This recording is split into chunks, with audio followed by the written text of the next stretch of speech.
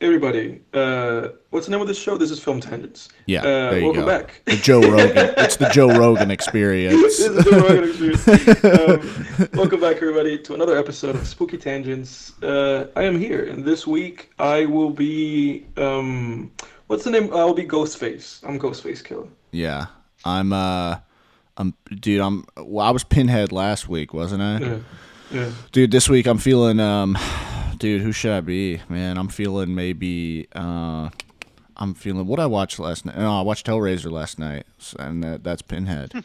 I'll be Bagul from Sinister this week, man. Bagul? All right. Yeah, man. Okay. Yeah. What about you, Jack? What's your horror mascot, dude? What are you rocking this week? I could do like a headless horseman this week. Yeah. That's what I'm feeling. I like that, man. Yeah, dude, you know what? My girlfriend, who I am mentioning in the first, 60 seconds of this podcast, she'll be thrilled. She was asking me which horror character I would be most afraid of kicking in my door, you know? Mm-hmm. I said probably Jason, because he's, undead. You know what I mean? You can't kill that guy. Michael Myers, he's technically human. I mean, you could barely kill him. I don't think anyone's ever succeeded in actually killing him, but you could. Plus, he walks slow. But Jason, dude, those first few movies, he runs, man. He full-on runs. I'm telling you. Yeah. I mean, I don't know. I feel like either way with those guys, it'll be scary, because with those Halloween movies, they keep reviving him. Mm-hmm. So I feel like both of those characters are just basically immortal, you know. I don't know. I feel like the one that I would be the most afraid of being haunted by would probably be Freddy Krueger, though, and not either of those two guys. Yeah. That's the same for me. That's where I was thinking. It's just it's just gonna happen no matter what you do. You're just gonna be in a situation where he's in kind of control of the whole environment around you, where it's at least with, I don't know, some of those other folks, you kind of have some kind of control about how you set yourself up for the confrontation, where Freddy Krueger's just sucking you in there and you're just kind of you're just fucked. That's what I said. That's what I said too, dude. Because you have to go to sleep. But I'll offer actually my ultimate one. Because the way she was asking, what made it sound like it was in our world, and they're it's a home invasion scenario, and that's why I said Jason. But if we're going any horror character, probably Pinhead, because at least Freddy just kills you, but Pinhead and his tortures people take you to hell and torture you and play 50 Shades of Grey with knives with you for eternity, basically. They don't let you go. You just stay there. You just fucking stay. You stay, dude. Didn't that one guy become a xenomorph? Is that the ultimate You mean Cenobite? thing that happened? Cenobite, yeah, not xenomorph. Which guy? In the reboot? Yeah. Yeah, man. Yeah. Spoilers for Hellraiser 2022. But yeah, he became. Spoilers. Yeah, he chose the configuration of the puzzle box that makes you a Cenobite. That was really cool what they did with the lore in that new one, man. That was really cool. Because I know you've seen that new one, Jack. We watched that together a while back, but you haven't seen the original. No, I have not seen the original. I really enjoyed that newer one, though, for sure. Yeah, that was a fun movie. Yeah, it was great. I really liked it. That was one of our argumentative episodes. I remember I didn't like that one. You didn't like it? No. Yeah, we watched it last year for our spooky season tangents. I like that one quite a bit. I've seen it a bunch of times now, though. I'm probably gonna not watch it again for a very long time, but I liked the feel of it. It felt a lot like the show Hannibal, the style of it and the visuals and the way they went about the gore scenes and stuff. What your chief complaint, Edward, was it seemed kind of light on gore for Hellraiser, light on the shocking imagery, right? I think so, something like that. I remember I had some issues with the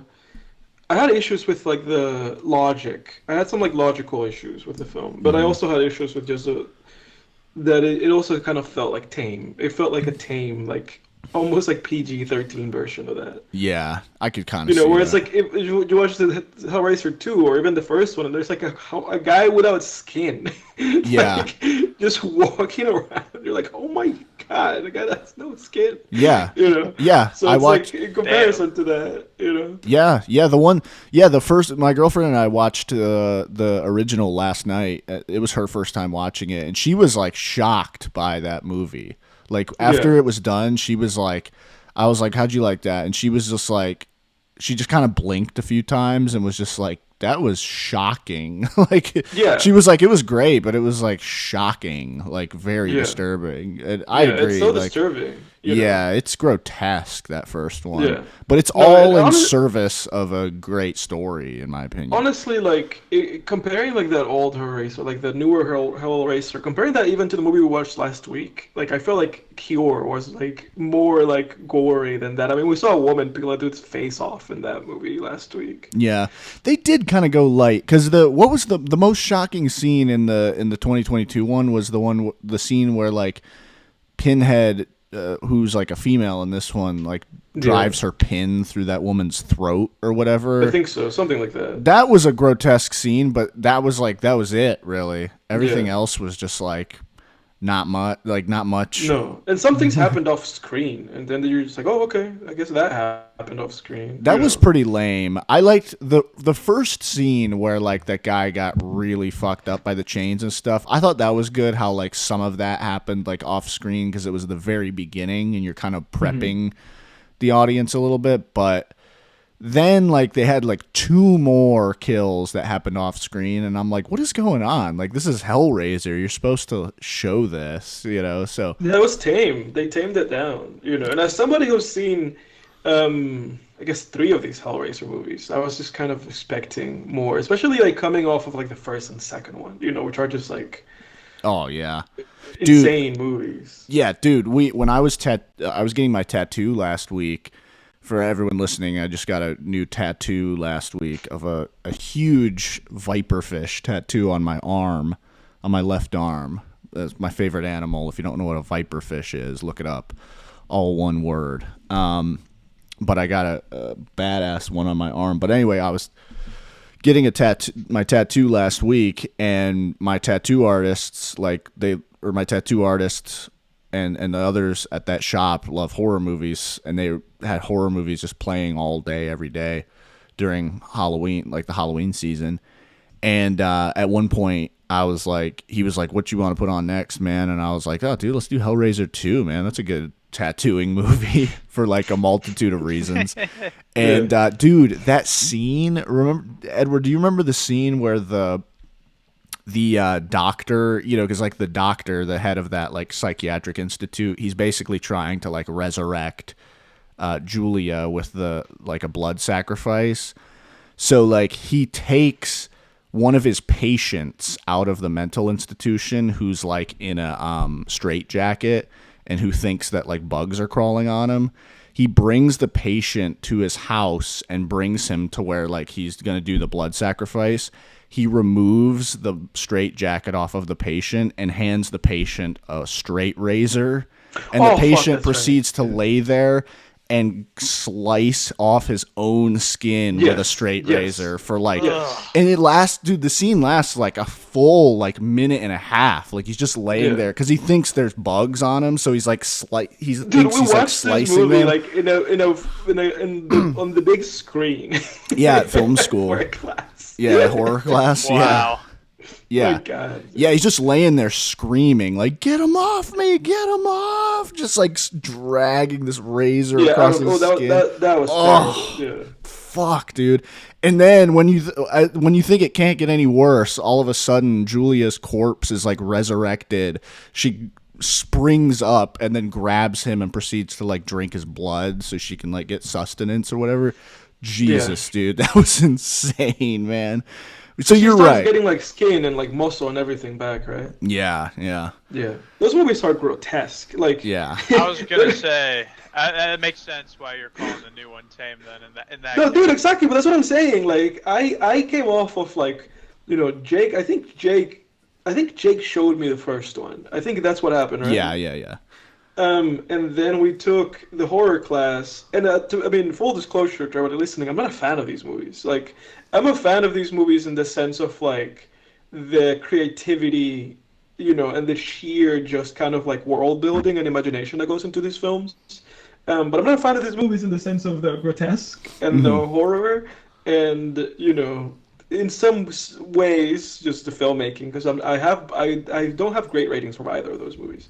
But I do like recognize like the kind of the great things about them. Jake and I have had a lot of extensive conversations about these movies, but when you watch these movies, pity the soul that watches them. Yeah, yeah. When you watch them, and you hear like, oh, there's a new one, people start hyping up the new one, you think like, oh man, this is gonna be like the other ones. And it wasn't like the other ones. Specifically, there was no skinless person walking around, leaving puddles of blood everywhere. Yeah. And trying to have sex with his mistress before his Yeah, skin is fully back too. Like yeah. that was Yeah, they're grotesque. There's yeah. just so much stuff about that that's like purely like 70s, like the Fly kind of body horror, like grotesqueness. Yeah. And part of that is what makes those movies great, honestly. Like, honestly. Yeah. Well, and I'll say this too, like the what I love about the original Hellraiser, Hellraiser 2 and that reboot from 2022 is like they've always I think what Clive Barker was kind of going for was it just I get the same appreciation from those films as you do as one might when like you walk through or you just look at like those old hell paintings, like a Goya painting, which Clive Barker is like a huge Goya fan because Clive Barker is a painter as well. Or just those old, like those Renaissance era paintings of people just in hell, like burning and being like tortured by demons and stuff. But Those it's Goya paintings are fantastic. yeah, they're grotesque, but they're beautiful too, Yeah. and that's what Hellraiser is all about to me. It's like grotesque, but also beautiful, and there's like a Yeah. lot of philosophy and layered themes in there that says a lot about the human condition. Whereas, like, I'm actually surprisingly not a fan at all of like we talked about the Saw movies and how those are fucking unwatchable. Yeah, those movies are terrible. Yeah, because it's just grossness for like grossness sake versus like actually trying to make it like also beautiful and thematic, and like like what's the point? You know what I mean? Like, so that's kind of the difference for me. I felt the same way about the Saw movies, where it's just like what's the like attraction to really watching this other than just like slashing things up? Yeah. Yeah, because like the first one is a solid, like, I mean, it's a 7 ripoff for sure, but it's a solid set. It's a decent 7 ripoff of the movie 7. But then, yeah, like the sequels just became about like how disgusting and like grotesque can we make this, and it was always just like I watched Saw 10 last year, and I was like, Yeah. this sucks, man. I Like, give up on those movies. I think the last one that I watched, we watched it in film school, and it was like the Jigsaw film. yeah. Yeah, yeah, yeah. Oh, yeah, that's right. We did watch that one. Yeah, it Yeah, sucked. but I gave up on those movies after that. I didn't like them to begin with. Yeah. It is fascinating because I feel like a lot of this content like kind of deals with this kind of like what do they call that? It's like Thanatos or something. It's like the whole idea of like the death instinct. Yeah, Like it just feels Thanatos. like I feel like I feel like that's like a big thing with those Hellraiser movies. And funnily enough, with those like um Saw movies, and I guess it's like something that just like intrigues people that watch them, Hmm. because I feel like that's the whole idea, isn't it? Just like that like pleasure principle of like, oh, Hmm. this. And I mean, I find that fascinating. Hmm. Um, but those Saw movies are terrible, man. Yeah, they're awful. I told you, I was telling Edward last week, like, I started Saw 2, and I couldn't even get through, Yeah, like, 60 seconds of it. I was like, this is so stupid. Like, it's an assault on the senses. It's just like some guy it looks has to terrible. dig a fucking key out of his eyeball. The camera Uh, is like, the camera looks like it's having a seizure, and, like, the music is, like, loud and in your face, and it's just like, this sucks. The lighting is gross. It's like the set looks like a dirty McDonald's bathroom. Like, it's just like a McDonald's bathroom if like everybody had like 3 Big Macs instead of 1. But yeah, it's like they're terrible. But yeah, Hellraiser. I mean, I watched it again last night. I've seen it many times, and like I think I did a full review on it last year when we went through our top 10 horror films. Like, I think it's one of the greatest, but I think it's because of how Clive Barker like combined the grotesque and the like just really morbid stuff with, and like these concepts of like hell and spiritual desperation with like things like, it's a story of lust and like spiritual, just decay, I guess. I don't know. It's a fascinating story, I think. It's the story of my life, dude. Yeah. Yeah.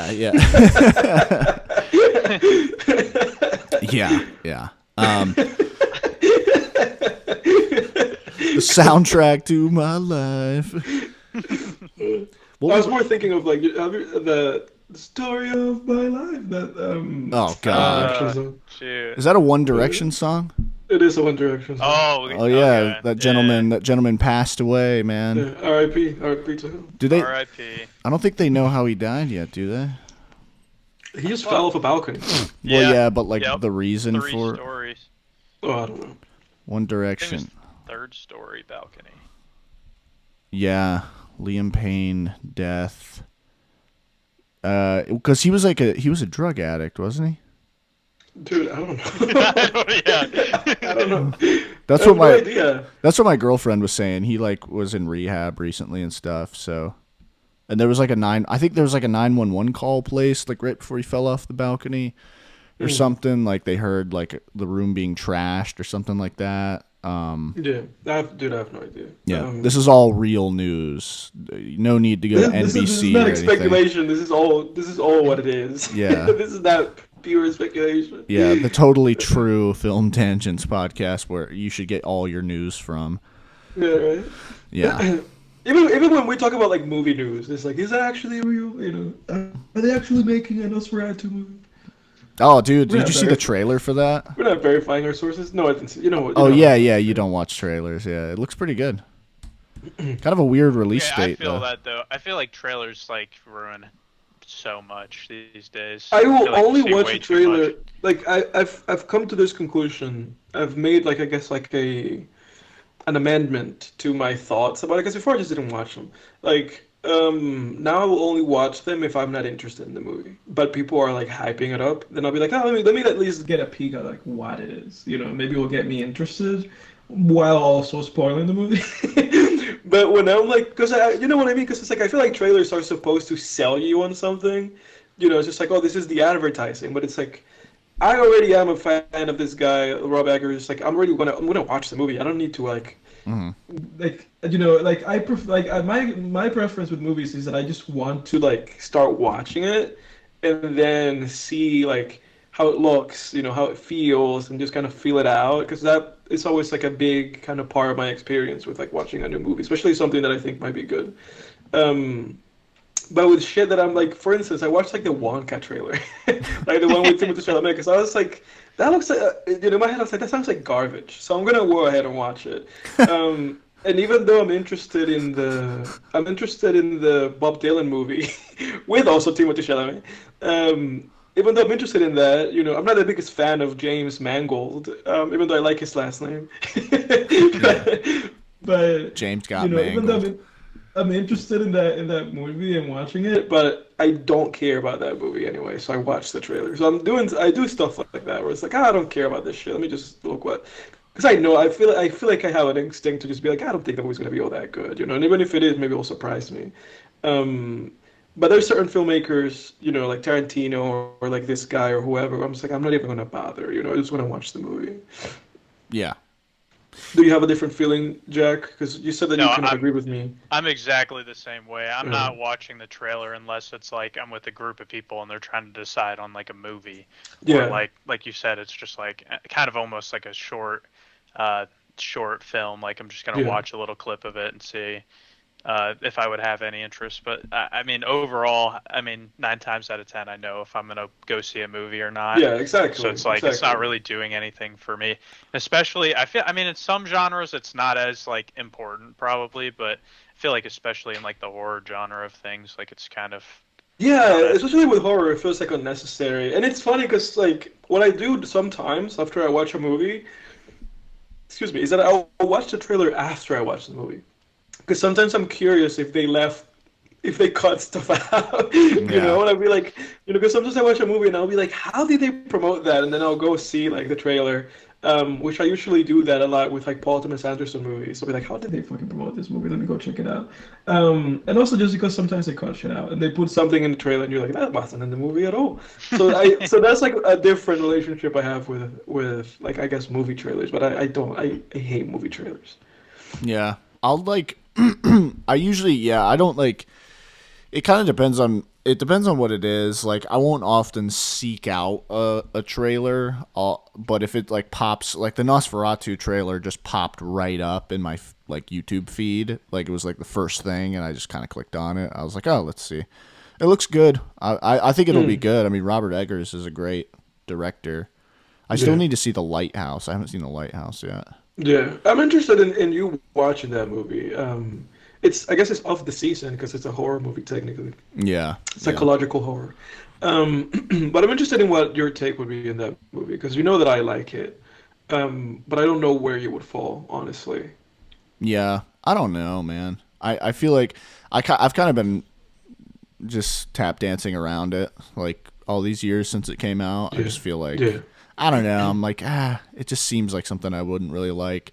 Because like The Witch, I thought was pretty like really well made, but I thought it was kind of boring. I really did yeah. like Because I I liked remember The that because Northman a lot. yeah, you like Northman, and it's funny because Northman is not even like a horror movie. No, no, So like from him, his he's made three movies, and you've watched two. And the horror one, you did not. You kind of were indifferent a little bit to The Witch. yeah, And then the one that's not horror, and it's kind of more just like an action epic, like, you liked that one. So it's interesting. But because you felt indifferent to The Witch is why I feel like you might not like The Lighthouse very much. But I'm always, open to surprises. yeah, yeah. I guess we'll see it someday. Someday.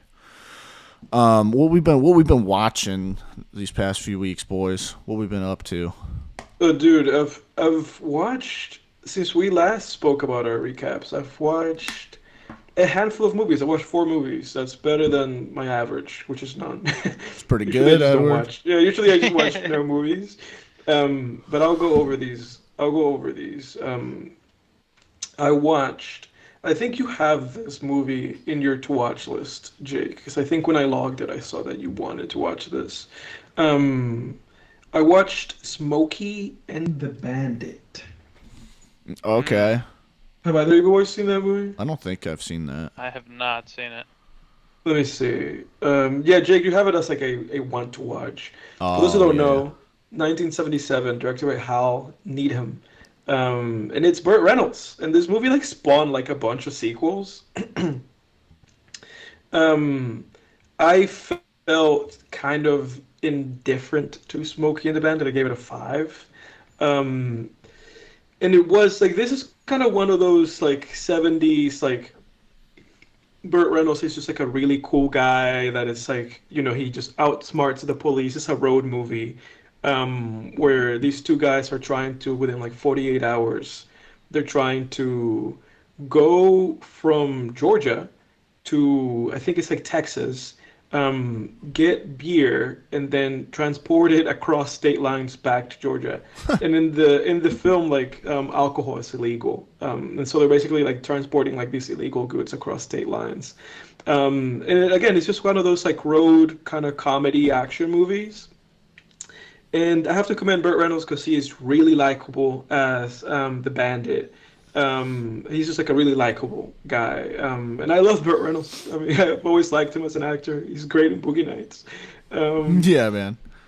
and again, he just kind of plays like this like indie from Indiana Jones, like this kind of guy, like this kind of like confident, cool, charismatic dude that everybody likes him, and he's always one step ahead of the law, and he gets things done.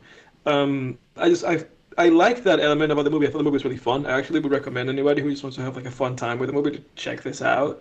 But at the same time, I also felt like it was a little bit dated and had some references here and there, or some images, or some iconography. Kind of classic Southern iconography that I was not a very big fan of. But other than that, it's not like it's not like an offensive movie or anything like that. But yeah, 5 out of 10 for me. Just all right, I thought. Um, Classic yeah, Southern iconography, like that big old Confederate flag that's waving yeah, high on I-85 South exactly, when you're coming into South Carolina. exactly that kind of classic. So, that kind of They, yeah, it's on like private property. They have like a whole petition to take it down, but the guy's just like, I ain't taking it down. It's my property. Uh, so up it That's stays. wonderful, dude. I see it. I see it. I see it every time I drive down there. I'm like, there it That's is. I'm in South Carolina. it's funny because every time that I drive by there, I have like a feeling in my chest. I'm like, oh, I'm in South Carolina. It Yeah, just like adds to the negativity of the whole I know, experience. man. It really But does. That's it's awesome. oh my god. But yeah, yeah, it's Smokey and the Bandit. But I also watched another road film because I watched a movie called Two Lane Blacktop. Have either of you boys heard about this film? No. Nope.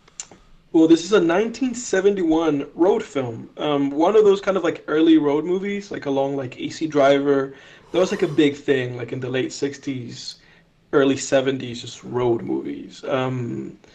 Because of like I guess like the tension of the times, people just wanted to watch these movies about just fucking being on the road and being free from worries and preoccupations.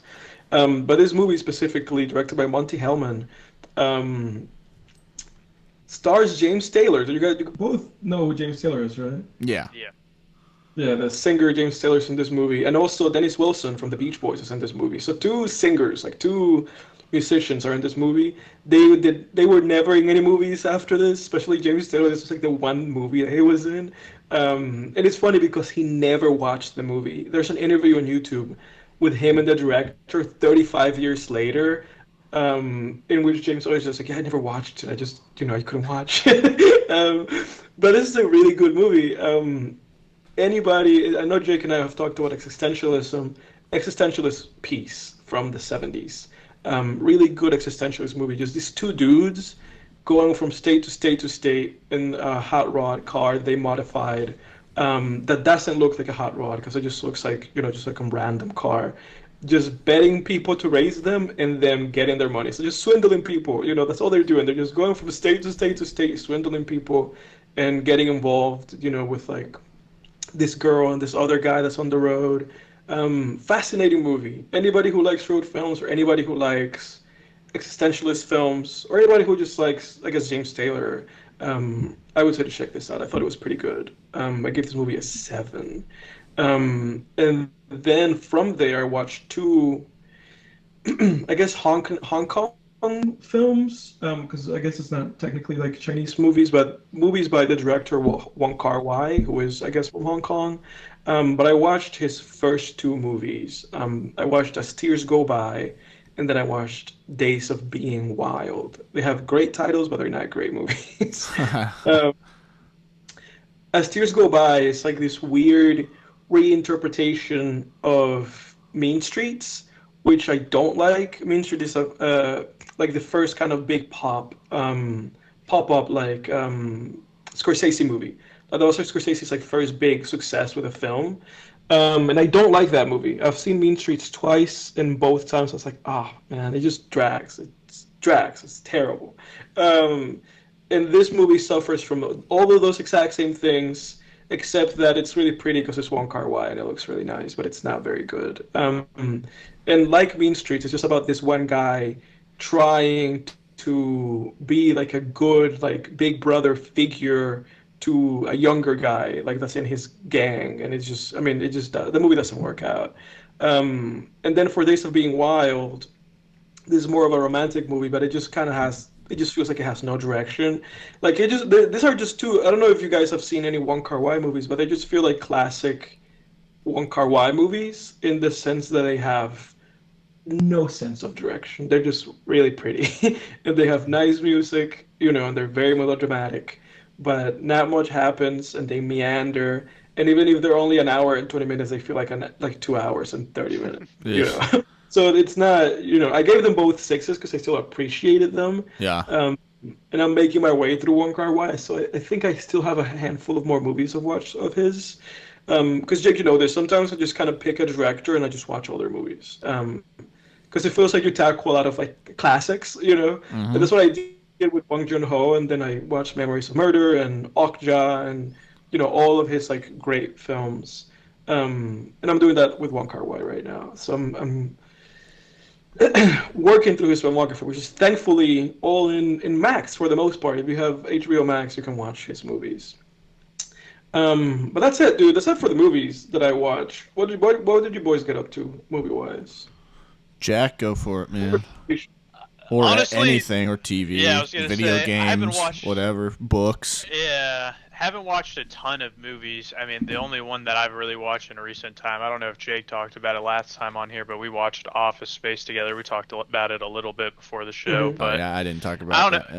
Yeah. okay, yeah. So I mean, that was a fun movie, and I don't know, it's something. It just hit the right way, like especially like a year. I started full time work. Like it's just different being in an office. Yeah.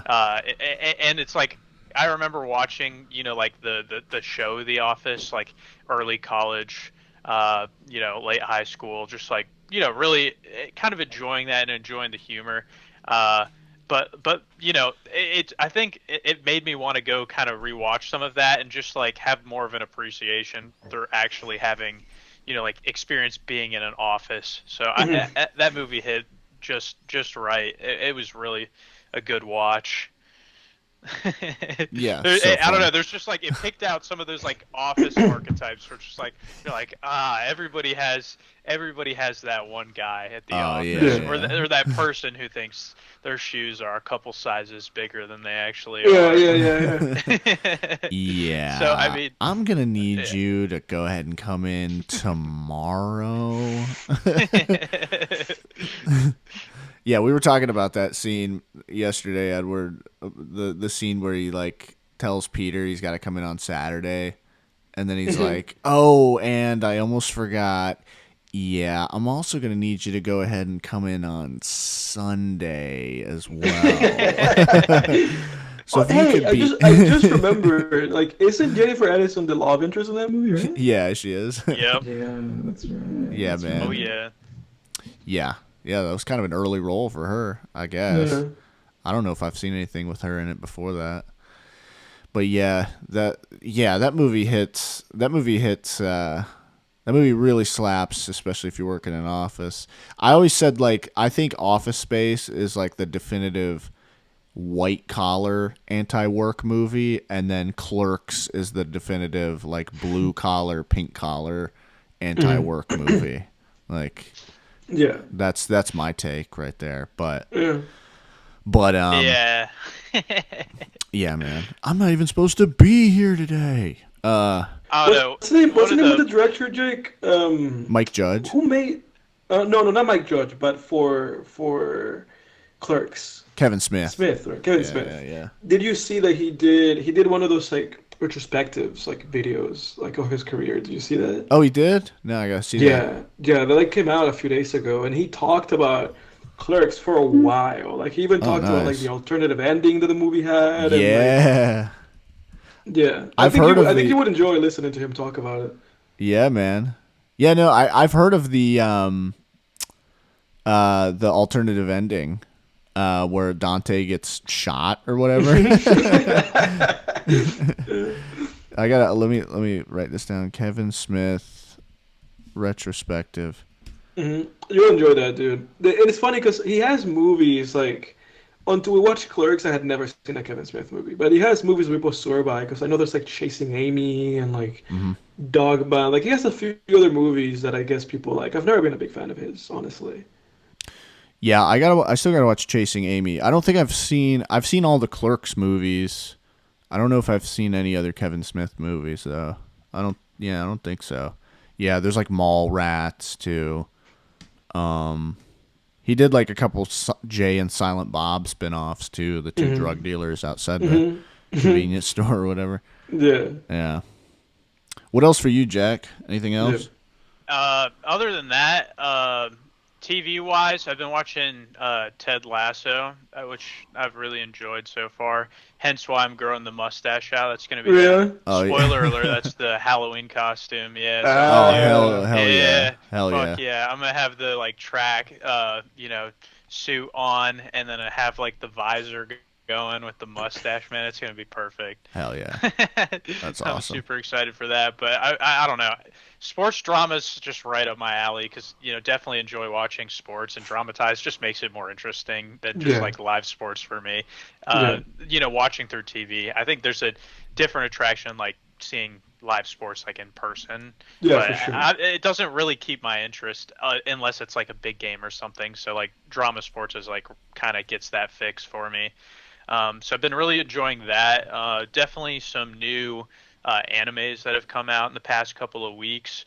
The second part of Blue Lock is coming out now, and the animation looks absolutely horrendous. Like I could probably have animated it. Damn. It looks horrible. But That's my basically, biggest pet peeve, dude. oh, it's so bad. The animation. That's my biggest pet peeve. It's just like, just please animate the show. Yeah, it looks like shit. It's like literally looks like somebody's holding like a popsicle stick and like sliding it across the screen. Like, Really? yeah, Oof. because Blue Lock, the idea is like basically like the setting is like they're like basically like Japan's like international soccer scene, like they just can't compete, like they're just not like up to par with the rest of the world, and so they create this Blue Lock program where it's basically just kind of like a survival of the fittest scenario where they take all these young players and they just kind of try to make them go through all these like challenges and different scrimmages and all this different stuff and just be like the most like true like striker scoring player. But that feels like the kind of show that should be like really well animated.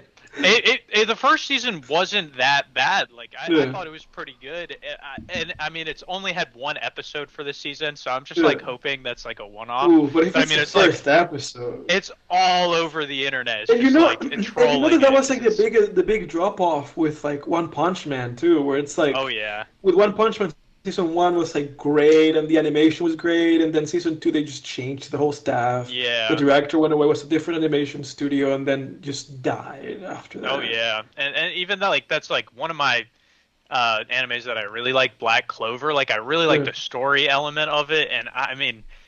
Animation in some of those fights is just like they just did not have the money to animate that the way it needed to be, and it looks like shit. Like rewatching it. I never got into Black Clover. Like I read the manga that author did before Black Clover. He did a manga called like Hungry Joker. If you're interested, it was alright. It was alright. I might have to check it out. And then he did Black Clover, and I was like, I'm not gonna read Black Clover. But it's been around for so long. It's been so popular. But I really liked it. I might check it out. Not the animated, but then the manga at some point. Yeah, the animated, I wouldn't recommend it. Really? I wouldn't recommend it. I just don't think that it's like I don't know. I think they honestly need to reanimate it. But I don't know if it has that big of a following to it. Yeah, I mean, right, it definitely has a pretty good following, but yeah, but it's like not a lot of shows because it's like it's like what shows have they reanimated? Hunter x Hunter and like Full Metal Alchemist. Not a lot of shows get that treatment. Yeah, it is true. But other than that, there's kind of another one that's kind of interesting. That's like 3 episodes in. Oh, it's gonna boot us, boys. Yes.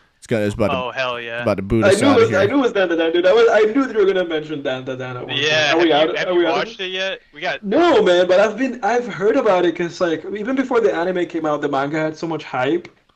And now the anime started people are hyping that anime up. I'm like, oh man, I might have to check out Dandadan. But no, I've not checked it out. So keep it going. But yeah.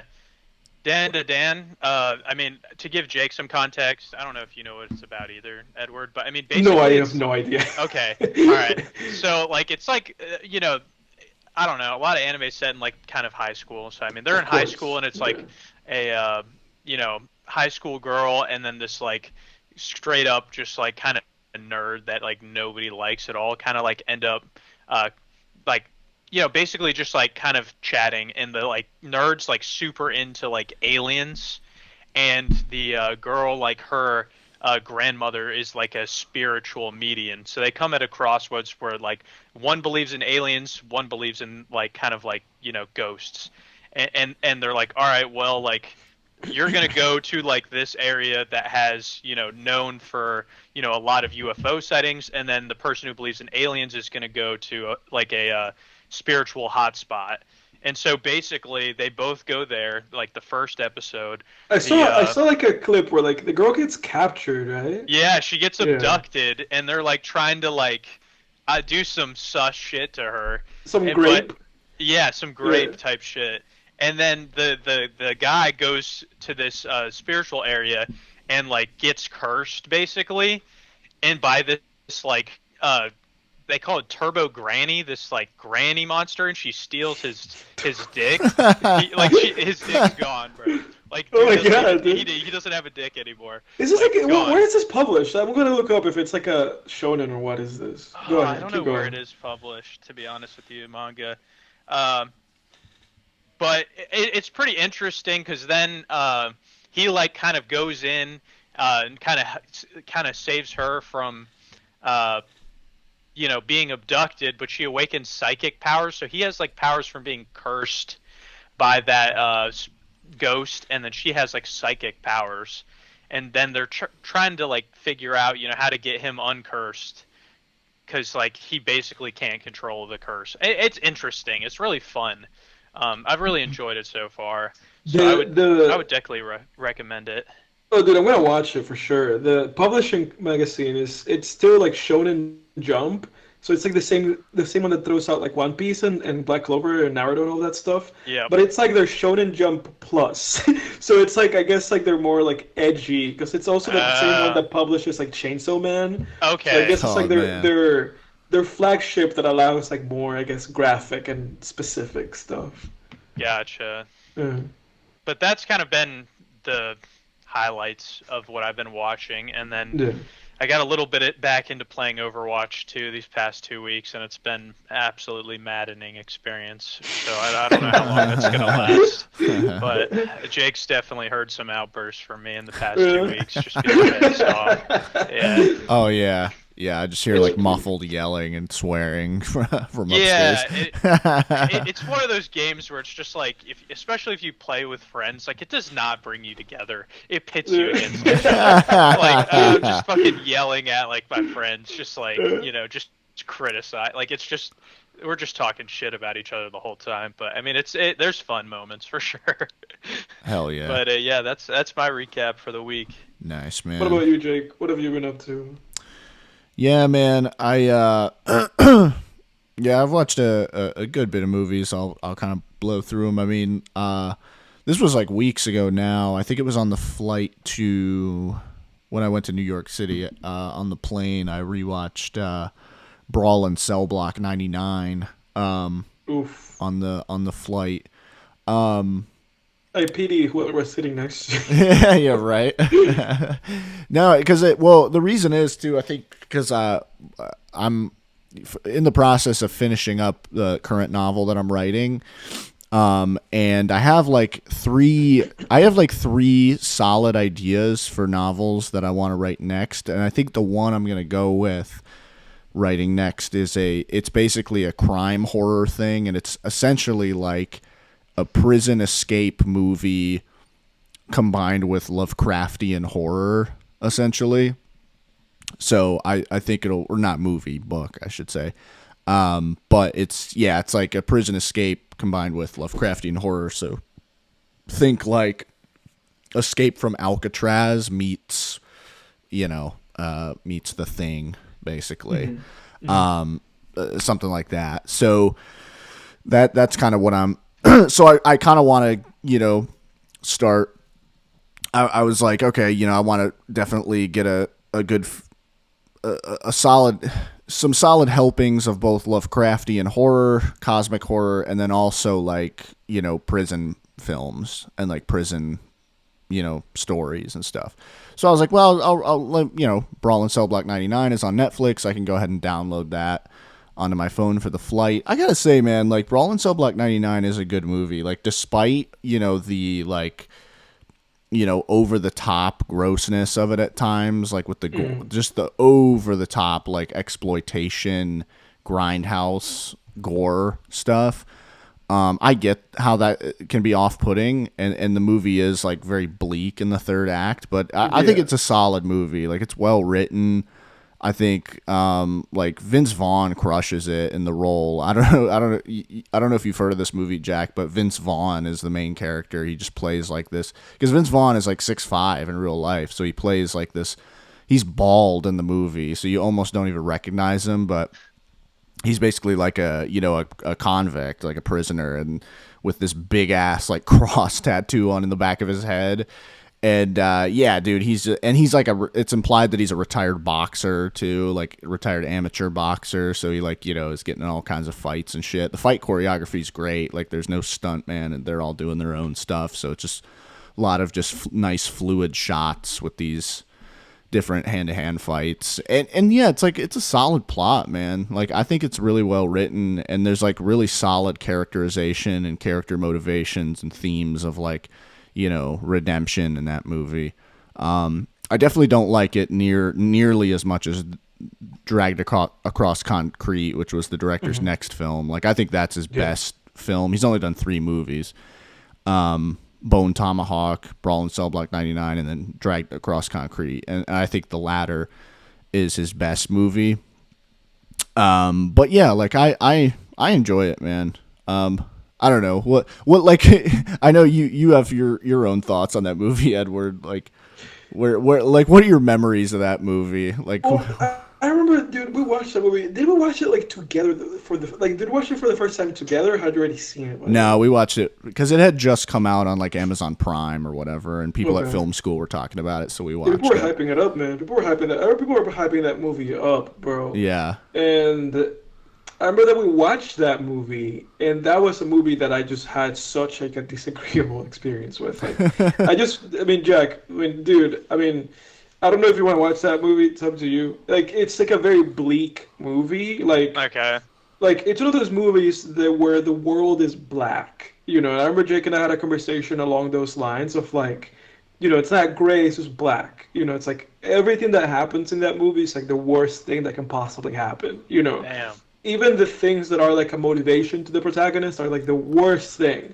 Like if you could put yourself in the shoes of the protagonist and think to yourself like, what is the worst thing that could possibly happen to me or that I could possibly be threatened with? It's all the worst. Like, jeez. Yeah, because when the guy visits him in prison and basically gives him like his assignment and what they say that they're gonna do to his like wife and unborn baby, it's like, dude, Jesus, did you have to go like this far with it? Dude, that's what I'm saying. Like, it's like stuff. What happened to just saying like, or we'll kill her? It's like exactly. Like, but it's like this movie goes like a step above, and I guess congrats to what is it as Greg Saller, where it's like he obviously put a lot of thought into like even just like the details of like this is what's gonna happen if you don't do this, And they put the main character in just like a very awkward, not even a very awkward, just an impossible scenario, where it's like he just has to do what they're telling him to do, The issue that I had with that movie was that it just felt so fatalist and so like angry and dark and vindictive that I just had an issue with that. Just like as like a general viewer, I just felt like assaulted by that film. Yeah, I can see that. In the sense that we watched that movie and I just felt negative, And the issue with me that I have with films a lot of the time, especially like as of late, like as I'm getting older, so it's like I just don't want to watch like these negative films, bro. Like I don't want to watch a movie and then just kind of be like, oh, I'm just like in a very negative like headspace, And this movie just kind of forced me into that. And that was the issue that I had with the movie when we watched it, Jake, where it was just kind of like, I just feel terrible, Like I just watched this movie that is insanely graphic, like with its violence, the things that it's depicting. There's like images in that movie of violence and like body like mutilation and like it's almost like a horror movie, you know. And that was like the issue that I had with that movie, where I was like, man, I just don't vibe with this movie.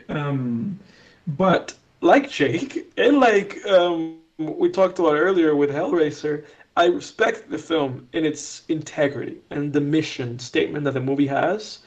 Um, and also, I kind of find it fascinating the political stance that the movie has. Like it's a very political movie. I feel like people watch the movie and they don't take that away from that movie. Yeah. Same I with feel like a Dragged lot of Across Concrete. Too. exactly like I feel like people that, especially like a lot of people that I think have watched that movie that we've spoken to, I think all they got out of that movie was like, oh, it's violent and it has Vince Vaughn and you know, it's shot like a fucking video game. You know, I feel like a lot of people just take that out of that movie and they go like 10 out of 10. You know, for me that was like, I gave the movie a 3 out of 10 when I first watched it. Just because I was like, this is ass. I don't appreciate this about this movie. Man, that's Um, harsh. but I actually bumped that movie from a 3 to a 4 solely because of how like I thought well incorporated and well written the subtext of the film was and the political message the film had. Because again, I think a lot of people that loved this movie don't actually understand that this movie has a very clear political like viewpoint and messaging. And I feel like a lot of people that probably that watch this movie again probably disagree with the fucking political message this movie has, but they don't actually understand the political message that this movie has. Um, for a movie that I don't like, I actually like put a lot of thought into thinking about this film, dissecting this film, and I've read the script for this movie. Again, dude, like I clashed with this movie in such a way that I was just like, I just want to get a little bit more deep into why this movie even exists. You know, what was the motivation? I have a lot of issues with S. Greg Soller because I think he's way too brutal and violent in his movies. That's the issue that I have with Bone Tomahawk. Don't like movies like that, you know. But I respect him. You know, I actually do like Dragged Across Concrete. Jake and I saw that movie. I actually have a very positive impression of that film. I thought it was a more mature film. I thought that the previous movies are very immature. And I feel that way about this movie a little bit, Brawl and Cell Block 99. Suffice it to say, you can see that I have a lot of issues with this movie. But yeah, it's like Hellraiser. Just watch it at your own at your own Yeah. Perry. Yeah, well, it's interesting. I mean, I always thought like Dragged Across Concrete was a very socio-political movie. I mean, the main characters are two cops that Yeah. the whole plot is essentially kicked off when these two cops like get suspended without pay for too like overly I guess excessive force against like a Yes. minority character. So you're like, oh Okay. Jesus, you know, you're like these two fucking, you know, one of the cops is actually racist too, like Yes. full blown racist. So you're like, holy Yeah. shit. But not like, you know, I mean, racism is racism. He's not like, I don't want to give the wrong impression. He's not like some neo-Nazi, but you know, he says like racist things in the first act where you're like, oh, this is some like, hardened like old man who's just kind of ignorant and behind the times, you know, again, still wrong, but I just want to, you know, I don't want people to hear this and be like, oh, the main character is a neo-Nazi. No. He's not, you know, there's levels to it. All racism is horrible and evil, but you know, anyway, I think people will get what I'm saying there, but Yeah. but I don't know, like is Brawl and Cell Block 99 that political? Because now that I think about it, like how political is that movie? I mean, I don't know. I think I might be one of these people that you're talking about who's like, oh, No, it's dude, I violent. Like, I definitely appreciate like a lot of the themes in it, but I'm not sure what like if I got as much like political stuff. There's definitely like societal commentary on like the prison system and like crime and stuff, but I don't know. Yeah, I think the movie, like, and that's what I'm saying, because I think a lot of it is just maybe a little bit like more not like entirely there, or like I feel like it's easy to maybe like let some things just kind of be, but I do feel like this movie, I do like legitimately think it's in the text of this movie. More, I guess I would say, for the lack of a better term, like more, I guess like controversial kind of things. Yeah. You know, like I think he like makes points in this movie, not only like again about like I guess like the prison system and reform systems, but I also think that he makes some points in this movie like about, and I don't want to get too much into it, Yeah, but yeah. like about like abortion and about Oh, that is stuff like true. that, That is true. you know. So it's like Oh, there's a yeah, yeah, yeah. lot of People have talked about this movie and accused it of being yeah, like an anti-abortion movie, exactly, which yeah, I and don't it's see like that in the subtext of the movie because it's like yeah, the villains are threatening to, you know, abort the guy's unborn child or whatever, but that's like not actual abortion. You know what I mean? Like right. that's a whole different matter. So I don't know if that really flies for me. Yeah, no, I do think so. I think that that's like, I do think that Zeller is like making like I think he has points to make Mm, like about those issues. Like I do think that he's trying to like say these things. Like yeah. I'm with the crowd that like says like he actually is trying to make like his own like I guess point of his own worldview, conveying it through this film about these things. Yeah. And to me like again, and I'm not trying to get too into the weeds with it, but to me like I found it admirable that he was like that this movie in and of itself was just kind of such a hot button topic. Yeah. You know, I was like, oh, I really appreciate that. You know, even if I disagree with a lot of the stuff in the movie, I actually appreciated that it felt like the movie was like going out of its way to to have a very clear like I guess like stance about certain things. Yeah. Yeah. I Like I got just you. like I appreciated the lack of wishy-washiness that the movie had about certain topics. You know, certain topics that I agreed with, certain topics I didn't agree with. You know, again, I'm Mhm. not gonna get into that. Yeah. But I did find that fascinating. Yeah. Okay, I got you. Interesting. Yeah. Yeah. Interesting to see Vince Vaughn bald. That's for sure. I looked that up immediately. Right, right. Yeah, he's in Dragged Across Concrete as well. He's one of the two cops. He's like the younger Yeah. cop, and then Okay. the other guy's played by Mel Gibson. That Mel that's a Gibson. Yeah. yeah, Yeah. that's a great film. We should actually watch that one at some point, Yeah, which Jack. is fascinating because even I find Craig Saller so interesting because even the casting of Mel Gibson in that movie is like such like a That was kind perfect. of exactly because it's like this like meta like you know like he's also making a commentary through that guy. I just find him such a fascinating filmmaker. I feel like people like him are needed in Hollywood because it's like otherwise I feel like everybody's just kind of just like wishy-washy, just like not trying to say or do much of anything. Yeah. But that guy's fascinating. Definitely a guy that should keep making movies, even if I particularly don't love them. I will definitely watch them. I've watched all these movies. Yeah, I agree. Fascinating You're guy. right about the casting of Mel Gibson too, because I remember when I first watched Dragged Across Concrete, the casting of Mel Gibson really primed me for kind of like the film and the themes of the movie, because like you have this cop who the character that he's playing, like I said, is this old, just like broken down, jaded police officer who has some like still is clinging to some like racist views and stuff, and played by a guy who was for a while like ostracized from Hollywood for horribly racist tirades, Exactly. So it was interesting, and it's interesting because like a lot of people would say like, well, I don't want to watch a movie about someone like that, and it's like, hey, fair enough, but sometimes it's like, but I guarantee you've watched things where the main character is even worse, Yeah. we like to watch a train wreck, Yeah.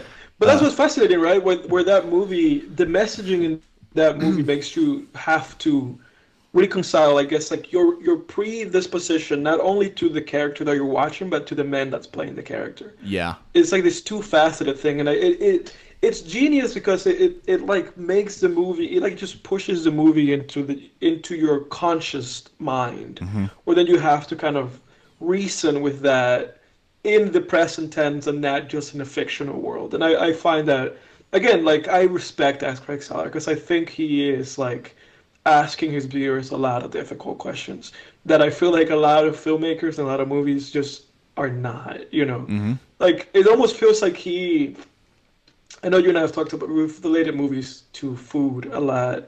It almost feels like his movies are just like a very specific acquired taste. Like he's feeding you like octopus, Yeah, you yeah, yeah, know, yeah. and then you're just like, oh shit, I have to eat this, you know. Where most movies are just McDonald's, and a lot of the Right. great movies are just like lobster or like some like delicate food. But he's just like, here's a weird food. It's like an Yeah. ox, tongue. It's like eat that, and you're like, oh geez, I don't know about this. That's a great Um, analogy. That's a really yeah. good Yeah, I analogy. like that analogy a Well, lot. thank you, boys. Thank you. This is a film I like podcast. it. You're so smart, Edward. Oh, thanks. Yeah. Pat my back. Yeah, so I watched another one that I watched for the first time. My sisters and I watched it one night when we were visiting my one sister in New York. We watched Clue, the original Clue movie, with Tim Curry. That's just a fun movie, man. That makes me smile, man. It's so much fun.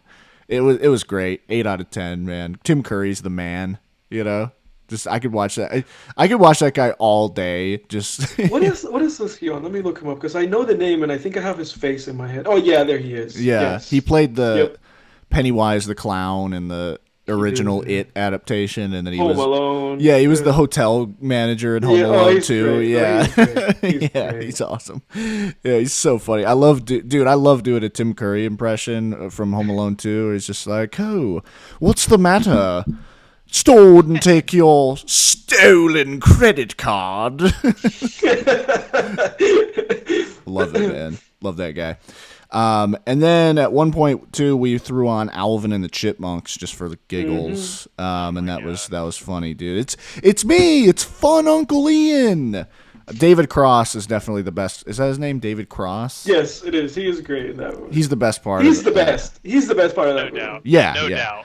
Yeah, that main character, like nothing against the main actor, but the main character, I think it's more the writing and the directing than the actor's fault. Like the main character is like whatever, it's just like a cardboard cutout, like Yeah, he's not boring. much charisma. Yeah, dude. But David Cross as Ian, dude, it's just great, man. What He's he's great.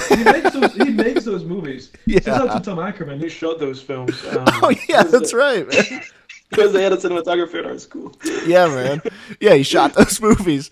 Yeah, man. That was his claim to fame. I mean, good for him, dude. Seriously. Well, he also shot what is it? What is it? Beetlejuice. Yeah, so he also shot Beetlejuice. Oh well, then he's a legend. Yeah. And then we also at one point threw on Puss in Boots: The Last Wish. That I hadn't seen that before, and we were like, let's throw on another animated Was movie. it good? Because I have that movie in my to watch list because people say it's good. It was very good. Yeah, I will say Really? people. Yeah, people. And you've probably heard the hype too. Like it's gotten a lot of hype as like a great, amazing, incredible animated film.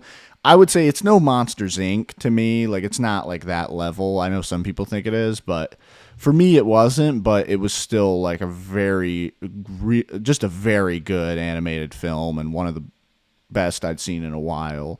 And like, yeah, these days, like I'm not watching a lot of like animated movies, that are coming out. Like I just don't. I'm not hopping on like a lot of people just hop on like the new Pixar movie or whatever. I'm slow with it, man. I'm just not that. Same. I don't know. It's Yeah. just I'm not. I'm an adult now. There's nothing wrong with watching those movies as an adult. I watched it, dude. But I just personally. I don't jump to like people are like, oh my god, have you seen Inside Out? No, I haven't seen Inside Out. I haven't seen Inside Out 2. I haven't seen Inside Out either. No, Nor two. no. Nor Zootopia. Nor any. No, I haven't seen Zootopia. I haven't Actually, seen no, I Zootopia. saw Zootopia, but just not haven't like by seen my it. choice. Yeah, right. Yeah, it's never by your choice. It was a Clockwork Orange situation. They held Jack's eyes. Yeah. Putting much. putting the eye drops in because he couldn't blink. Yeah. Right. Yeah. I mentioned Oddity on last week's podcast, so I won't go into that again. But that's a great new horror film. If you're a fan of the genre, go watch Oddity right now. It's one of the best the horror genre has offered in a while. I would say. Yeah, And but- it's go ahead. No, I was gonna say, well, to Twinkle Black, I feel you, Jack. Though I took my cousins, my little cousins, to watch to watch The Incredibles too.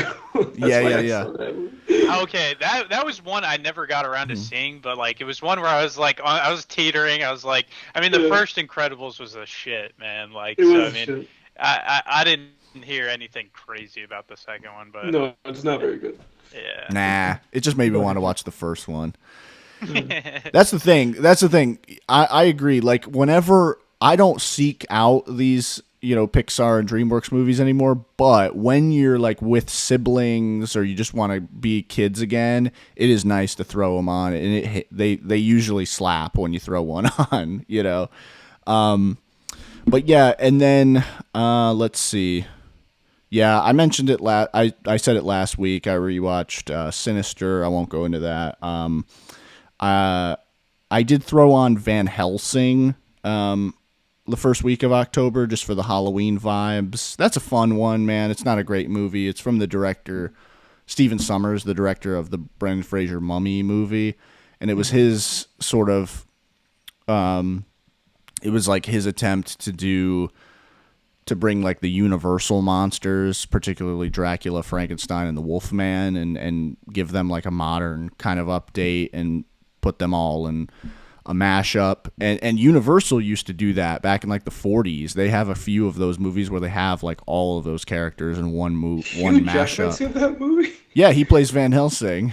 Oh Oh my yeah, god. Yeah, we man. watched that growing up.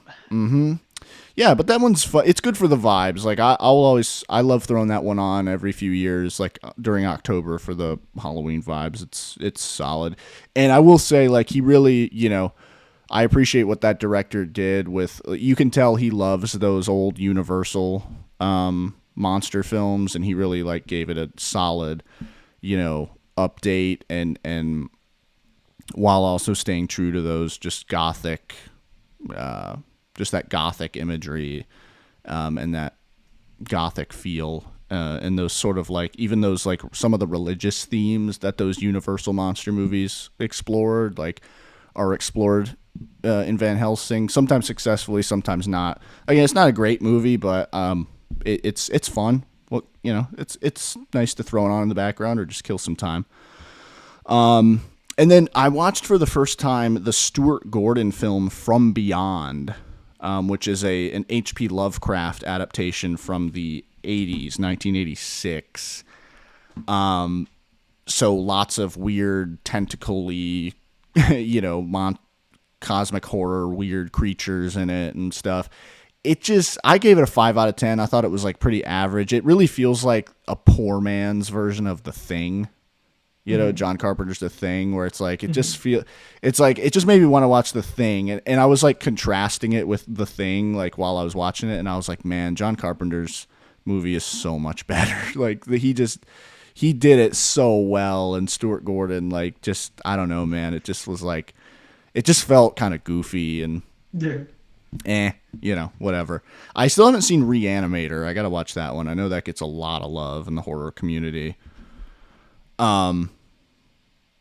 And then, yeah, I mean, there's a few others. I mean, I rewatched The Wolfman. Not much to say on that. Just, again, more spooky vibes. I mentioned Hellraiser 2. I rewatched the original Hellraiser last night.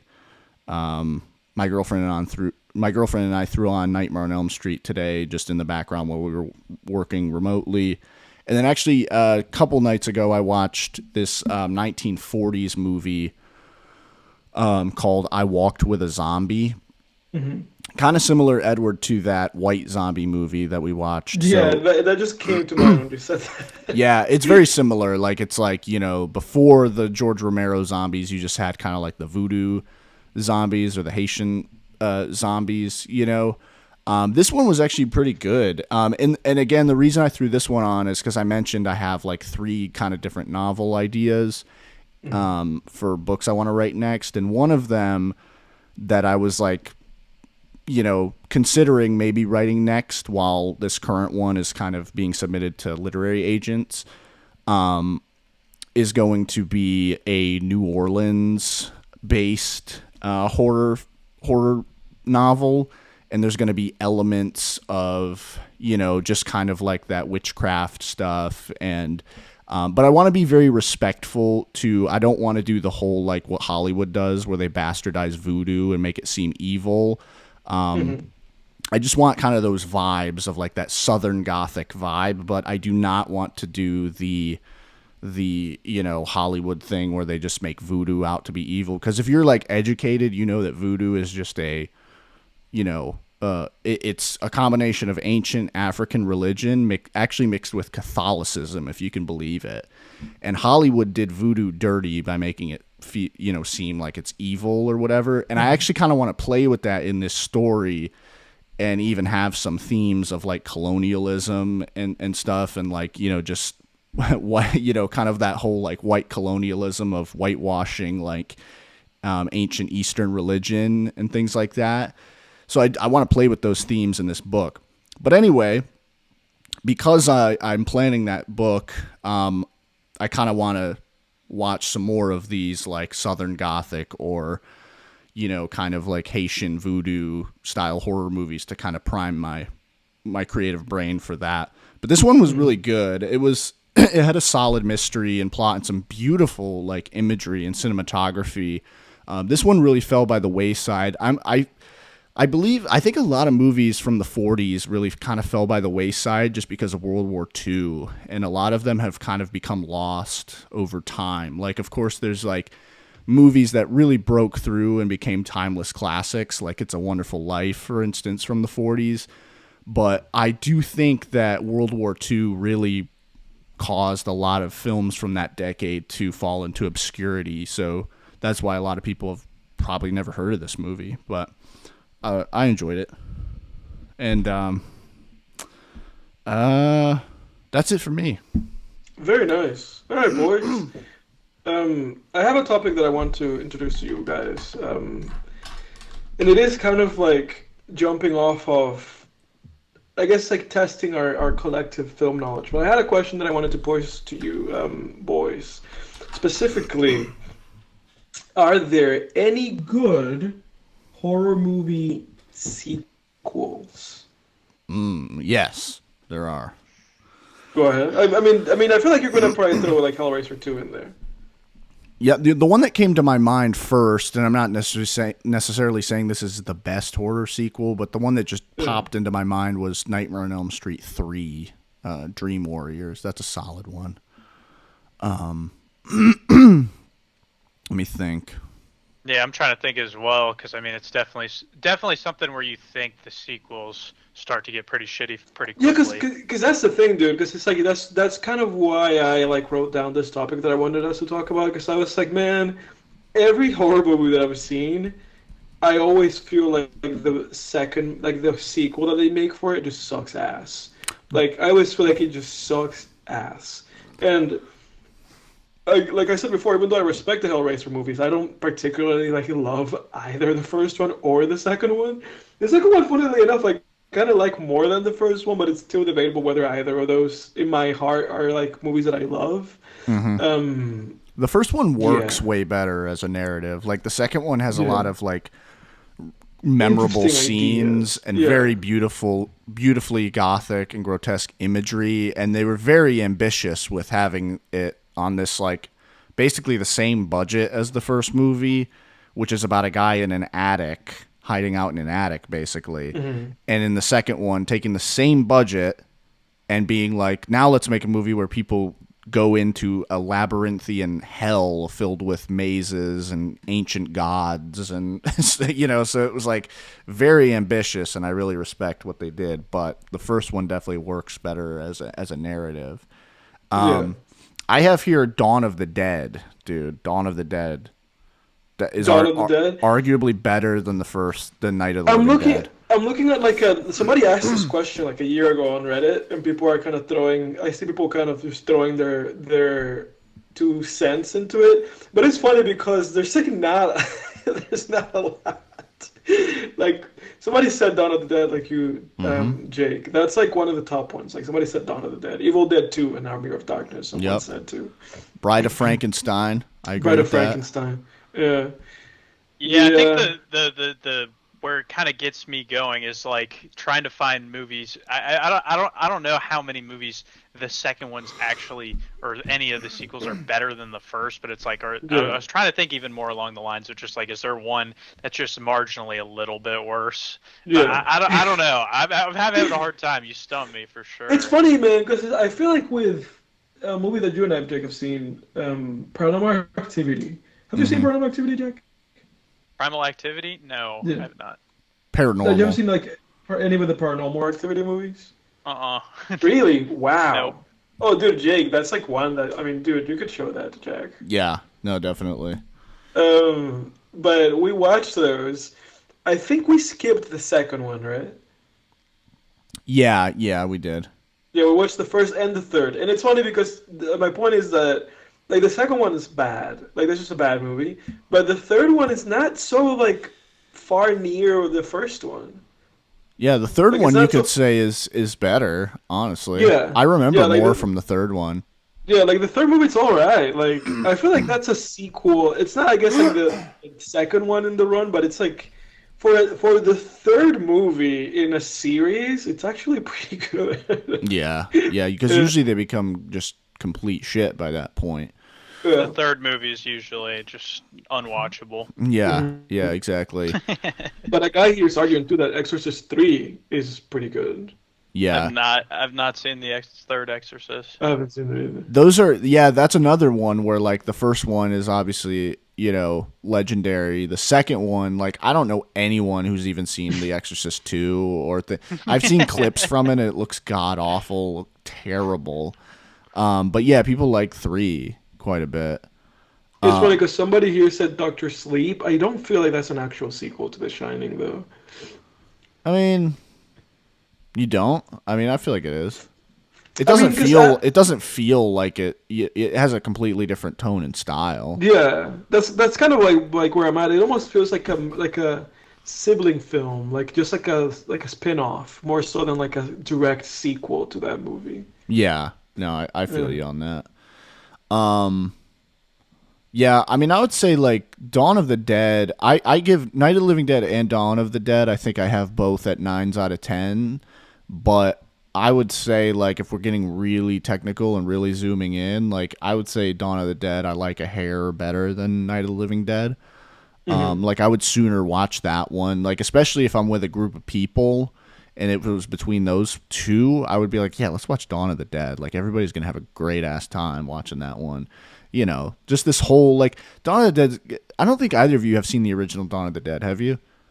Not the original. No, not the original. Yeah, dude, like it's a great movie. Like they're just, because they're trying to get basically like they did The Walking Dead before The Walking Dead, where it was like you have this group of survivors these different survivors that kind of come together to form a group just by happenstance of like, hey, we need to survive. Like none of us really know each other that well, but, and they form like this surrogate kind of family, where by the midway through the film, they've been through so much and they've been overcoming challenges together and stuff that you really like start to care about them and they really feel like a family, like Dawn of the Dead really accomplished that before Walking Dead did it.